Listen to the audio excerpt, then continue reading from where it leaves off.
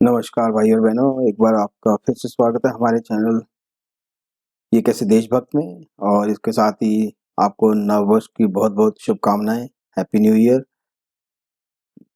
भगवान करे ये नववर्ष आपके और आपके परिवार के लिए मंगलमय साबित हो, सबको खुशियां मिले। तो जी मैंने सोचा कि इस नए साल पे एक वीडियो बना लेते हैं। तो ये वीडियो तो अमीश देवगन, जो किसी डिबेट में एक कांग्रेस के लीडर हैं राधिका खेड़ा, उनसे डिबेट करते हुए अमीश देवगन ने उनको बहुत मतलब अब कांग्रेस के लीडर्स के लिए बीजेपी के लीडर्स की ज़रूरत नहीं है। अमीश भाई जैसे लोग ही बहुत हैं जो उनको डिबेट में ही घेर घेर के मार देते हैं। कहने का मतलब ये है। तो चलिए आइए देखते हैं वीडियो और फिर आप अपने कमेंट्स दीजिएगा, मैं अपने कमेंट्स दूंगा। तो चलिए शुरू करते हैं वीडियो को। तो चलिए स्टार्ट करते हैं वीडियो। और पहले आपको दिखाते हैं कि ये जो कांग्रेस के नेता हैं उनके आजकल वो क्या क्या स्टेटमेंट्स दे रहे हैं। तो चलिए शुरू करते हैं। हिंदू मुस्लिम ये सच्चाई नहीं है भाई और बहनों।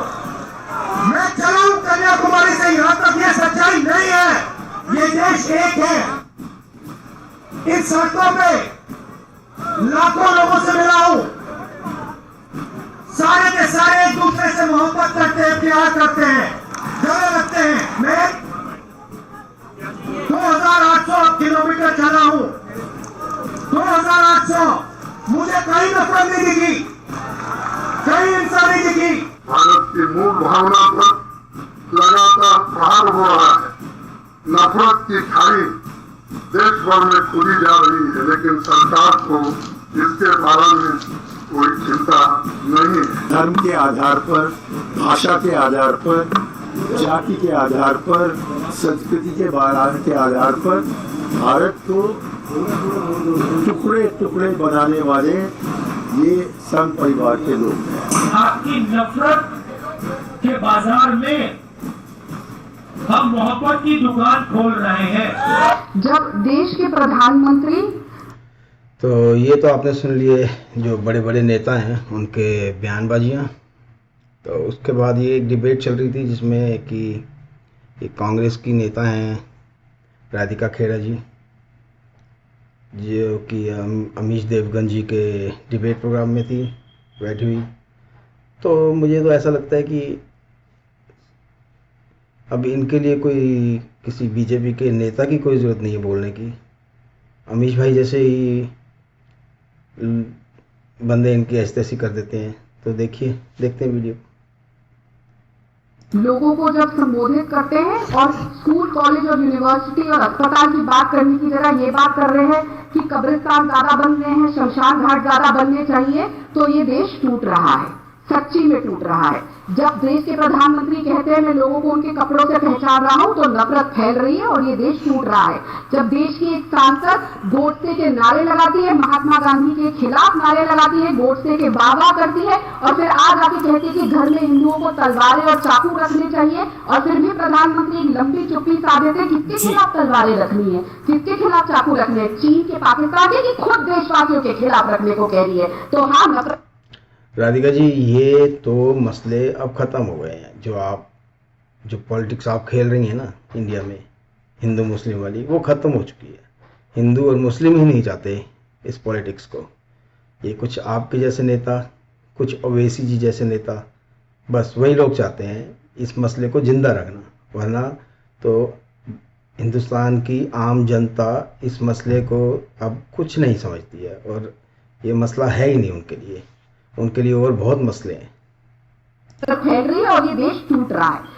कभी जब आवाज उठाते हैं तो कोई आवाज उठाता है तो उनको आतंकवादी बता दिया जाता है। जैसे हमारे देश का अन्नदाता जब अपने हक और हकूक की लड़ाई लड़ रहा था तो उनको खालिस्तानी बता दिया गया था। तो हाँ, नफरत फैल रही है और ये देश टूट रहा है। जब इस देश का अन्नदाता हमारे प्रधानमंत्री के पास मिलने आना चाहता था तो उसके आगे कील बिछा दी गई, बड़े बड़े गड्ढे खोदी गए। ना, यहाँ पे मैं आपसे एग्री नहीं करता राधिका जी। देश नहीं टूट रहा, कांग्रेस टूट रही है। कांग्रेस टूट रही है इसलिए वो तिल मिला रही है। वो कहते हैं कि दिया बुझते हुए बहुत फड़फड़ाता है, तो ये आपकी फड़फड़ाहट है। मुझे लगता है अगली बार आप ओपोजिशन में बैठने के लायक भी नहीं रहेंगे। तो सरकार की तो बात ही बहुत दूर की है। तो हाँ, नफरत फैल रही है और ये देश टूट रहा है। जब देश के युवा बेरोजगार हो, जब देश का युवा अपने 2 करोड़ नौकरी रोजगार के लिए मांगता हो और उसको बदले में पकौड़े तलने की बात कही जाए और उसके 2 करोड़ नौकरी नहीं दिए जाए और बेरोजगारी की तरफ देश बढ़ता जाए, तो हाँ, ये देश टूट रहा है। जब एक निर्वाचित सांसद ये कहता है कि हम आए ही सिर्फ इस सत्ता में इसीलिए कि देश का संविधान बदले, तो हाँ, हमारा देश टूट रहा है। और जब प्रधानमंत्री इन सब चीजों पर चुप्पी रखते हैं तो सच में देश में नफरत फैली।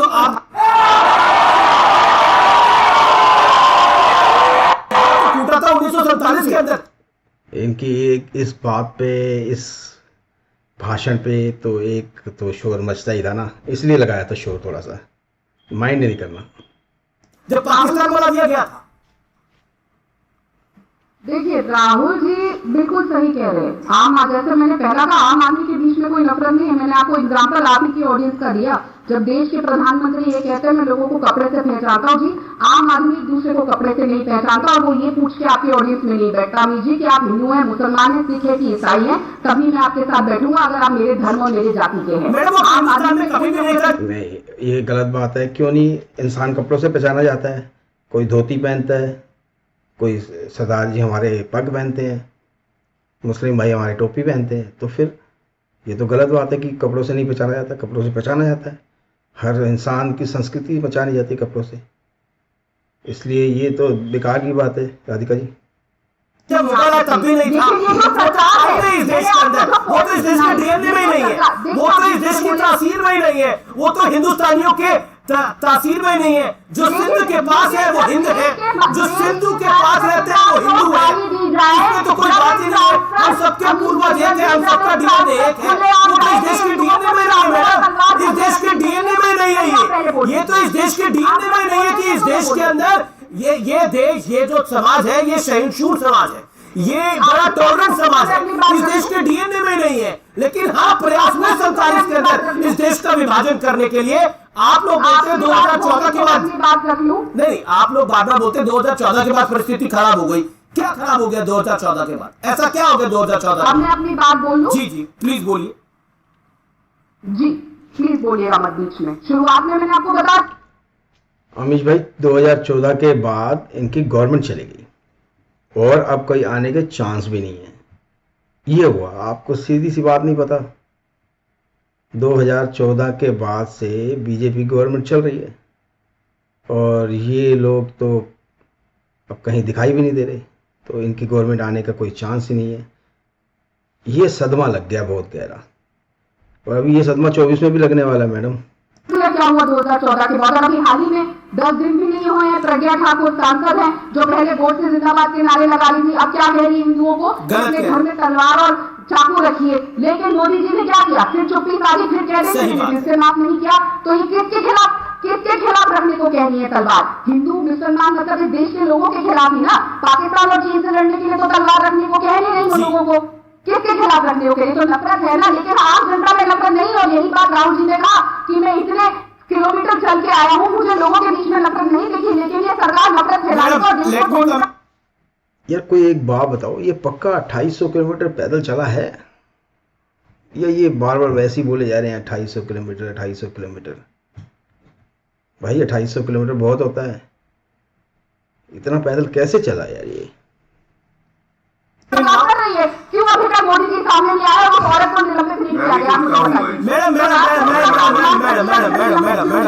मैडम इमरान प्रतापगढ़ी कौन है? आपकी पार्टी के नेता है, सांसद है, कुछ तो है वो आपकी पार्टी के अंदर।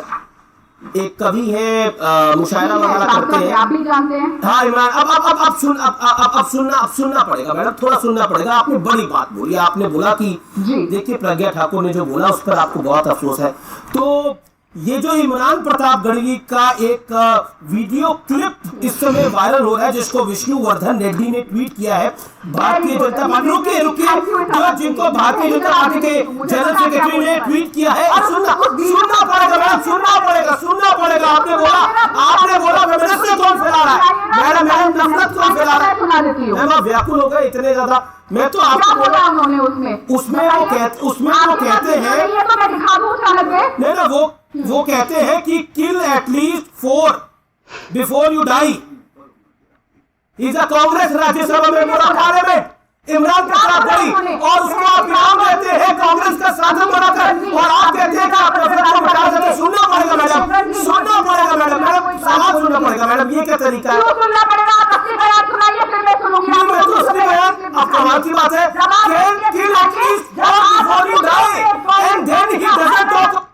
अब ये क्लब गई मैडम। सच्ची बात सुन के तो गुस्सा तो आता ही है। कई बार जो झूठे होते हैं उनको सच्ची बात पे गुस्सा आता है। तो मैडम जी क्लब गई हैं, देखें क्या कहते हैं।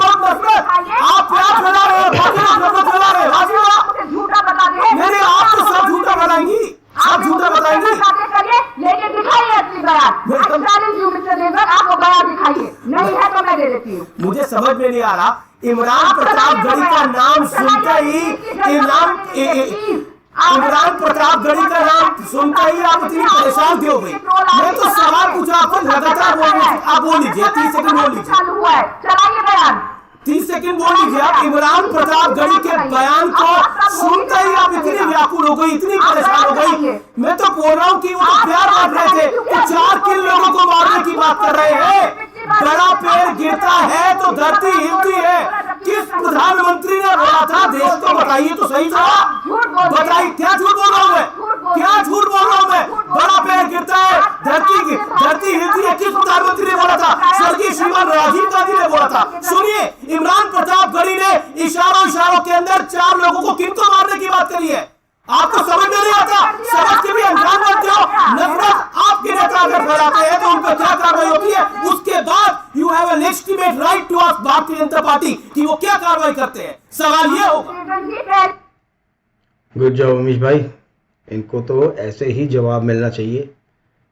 जब तक नहीं मिलेगा तब तक ये इनकी चपड़ चलती ही रहेगी। आप जैसे लोग हैं जो इनको ऐसा जवाब देते हैं, बड़ी खुशी होती है देख के। बहुत अच्छा लगता है कि हम लोग भारत को थोड़ा सा बदलता हुआ देख रहे हैं। जिस बात की आप बात कर रहे हैं, बिल्कुल मुशायरे में बोला गया बयान है, जिसका इनाम दिया उनका राज्यसभा सांसद बना। गांधी परिवार वाला भारत है। ये योग गुरु को, योगी आदित्यनाथ को अपने नाम से बोला था। पता नहीं क्या हासिल करते हैं आप लोग। बोलिए। अमीश जी, मुझे मेरे को भी बात कंप्लीट करनी दीजिए। जैसे आप नफरत फैलाने का कल भी और आज भी काम कर रहे थे और बार कांग्रेस के बयान को तोड़ मरोड़ने की बात कर रहे। कांग्रेस के बयान को दिखाना नफरत है। भारतीय जनता पार्टी के प्रवक्ता, कांग्रेस के बयान को दिखाना नफरत है। पार्टी के प्रवक्ता थे और मोदी जी से आपने बोला कि अमीश जी आप कल और आज हमारे बयानों को तोड़ मरोड़ के दिखा रहे थे, वो भी नफरत है।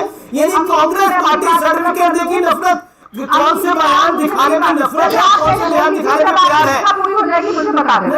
बिल्कुल, क्योंकि आपने बोला अमीश जी आप कल और आज नफरत फैला रहे थे, तो सुनना पड़ेगा मैडम। अब आपने इतनी अमीश भाई सही तो कह रही हैं कि आप नफरत फैलाते हो।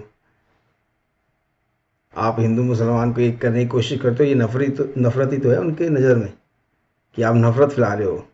आप हिंदू मुसलमान को एक करने की बात करते हो, तो ये नफरत है। उनकी पॉलिटिक्स तो हिंदू मुस्लिम सिख ईसाई आपस में है भाई, ये करके है। जो इंदिरा जी ने दिया था ये नारा, हिंदू मुस्लिम सिख ईसाई आपस में है भाई। सिख जो कि दे आर आइडेंटिफाइड हिंदू, उनको भी इन्होंने अलग कर दिया, हिंदू मुस्लिम सिख ईसाई। जबकि सिख तो हमारे अपने हैं, भाई है, वो पहले हिंदू हैं, हम बाद में हिंदू हैं। तो अमीश जी आप तो नफरत फैला रहे हो। बिल्कुल, I am agree with Radhika ji. प्यारी बात बोली है तो प्यारा जवाब भी सुन लीजिए। मैं तो जानना चाहता हूँ नफरत कौन फैला रहा था, वो नफरत कौन फैला रहा था जो कह रहा था हिंदुत्व को बोको हराम, जो कह रहा था हिंदू तालिबान, वो नफरत कौन फैला रहा था? इस देश के अंदर हिंदू आतंकवाद की थ्योरी लाने की जननी कौन है? अब मैं बोलूं? पूछना पड़ेगा ये देश से। इस देश का विभाजन किस इस देश कांग्रेस है, कांग्रेस के बयान है कि उनके लीडर कहते हैं कि हिंदू आतंकवाद है, हिंदू आतंकवाद है। ये तो कांग्रेस के बयान है। का विभाजन किस आधार पर हुआ और इस देश के अंदर नफरत कौन लेके गया? मुझे बता देना। नहीं, आपने बोला कि नफरत फैला रहे थे, बोलिए। अब मैं बोलूं? आप जवाब तो देने नहीं देंगे। मानती हूँ आपका चैनल है, आपका शो है, आप कब से बोल रही है? ये विक्टिम कार्ड खेलना बंद करिए। चैनल पे बोलते भी है, दिखते भी और गाली भी देते हैं। बोलिए अमीश जी मैं बात कर लूं? जी। देखिए, आपने जो सवाल पूछने थे, स्वयं सलमान खुर्शीद जी आए थे शो पे आके, आपने उनसे सवाल पूछ लिए। मैं उनकी अधिकारिक प्रवक्ता नहीं हूँ। उन्होंने आपको अपनी बात का जवाब दे दिया। उन्होंने अपनी किताब में क्या लिखा क्या नहीं, आपने डायरेक्ट पूछा। आपको मेरी उसकी जवाब की जरूरत नहीं है। वो बहुत सीनियर वकील भी और सीनियर कांग्रेस नेता भी, उन्होंने आपको जवाब दे दिया। और ना मेरा ये ना मैं उनकी बात को काटूंगी। वो सीनियर है, वो बता चुके। अब वापस आते हैं, जब आप लाला रामदेव के ऊपर बात करें तो बात तो होगी ना उनकी हर बयान पे। उन्होंने कहा था कि जब रुपया गिरता है तो देश की सांस गिरती है। गिर रही है ना? कितने रुपए का है आज डॉलर और रुपया? बताइए। अब तो आप नहीं गिर रही, तो ये सवाल भी पूछिए ना उनसे। ये जिम्मेदारी। और अमीश जी, मैं बहुत ही जिम्मेदारी से आपको एक विनम्र निवेदन करती हूँ। यहाँ पे भारतीय जनता पार्टी के प्रवक्ता बैठे हैं। मैं उम्मीद करती हूँ, क्योंकि आप भी हिंदू हैं, मैं भी हिंदू हूँ, आप भी ब्राह्मण हैं, मैं भी ब्राह्मण हूँ, और मैं ये मानती हूँ कि हमारे धर्म में नफरत की और चाकू छुरी रखने की, तलवार रखने की, लोगों को काटने मारने की कोई जगह नहीं है। चाहे कि बिल्कुल भी नहीं है। हमारा धर्म कभी ये नहीं सिखाता। ना राम जी ने ये सिखाया, ना कृष्ण जी ने, ना विष्णु जी ने, ना शिव जी ने। तो उनसे पूछिए प्रज्ञा ठाकुर के ऊपर कब एक्शन हुआ? उनको माफ नहीं करेंगे। बाबा रामदेव पे जो टिप्पणी हुई उस हाँ, तो ये वीडियो तो होता है यहाँ पे ख़त्म। तो चलिए आइए मिलते हैं फिर। हाँ, तो ये वीडियो तो हो गया ख़त्म। तो आपने देखा, पर मुझे आज एक ना गाना बहुत याद आ रहा है। आपको थोड़ा सा सुनाता हूँ बेसुरी सी आवाज़ में। दो दिल मिल रहे हैं मगर चुपके सबको हो रही है कबर चुपके। तो जी ये तो मेरा बेसुरा गाना था जो आपने सुनी लिया होगा। कानों से खून ना आया हो तो बुरा मत मानिएगा। बस आज मन कर रहा था इन दोनों को देख के ये गाना गुनगुनाने का, तो मैंने सोचा आपसे अच्छा और कौन हो सकता है जो सुने। तो अभी तक काफ़ी लोग वीडियो देख रहे हैं, काफ़ी मतलब उतने ज़्यादा नहीं, लेकिन ठीक है, अच्छा लग रहा है कि कुछ लोग वीडियो देख रहे हैं। मैं आपका बहुत बहुत आभारी हूँ कि आप लोग इस मेरे वीडियोस को थोड़ा पसंद कर रहे हैं। तो जी वीडियो के बारे में, तो ये कांग्रेस तो है जी अब एक बुझता हुआ दिया, तो बुझता हुआ दिया तो फड़फड़ाएगा।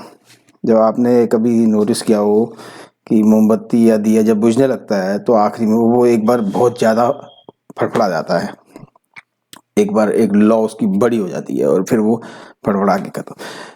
24 के बाद तो ये अपोजिशन में भी नहीं बैठने लायक रहने, मुझे ऐसा लगता है। अगर जो लिमिट है सीटों की ओपोजिशन में बैठने के लिए, अगर वो ना मिली तो ये ओपोजिशन में भी नहीं बैठ पाएंगे।